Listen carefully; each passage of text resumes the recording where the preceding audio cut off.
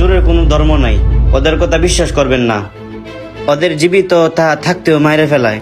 Uncle বিশ্বাস করেন, ভাইয়া যেগুলা বলতেছে এরকম ধরনের ছেলে আর আঙ্কেল আমি একটা সমস্যায় পড়ছি, তার জন্য আমি চুরি করছি, আর আমি কখনো চুরি করব না। আঙ্কেল আপনি যদি বিশ্বাস না করেন আমার লাগে চলেন, আমি মেম্বার বাড়ির বস্তিতে থাকি, আর আমার আম্মু অসুস্থ, আপনি গেলেই দেখতে পারবেন। মানিক ভাই, ছেলেটাকে দেখে তো মনে হয় ভালোই, ওই মনে হয় অভাবে পড়েই চুরি করতেছে। আসি ভাই, আসসালামু আলাইকুম।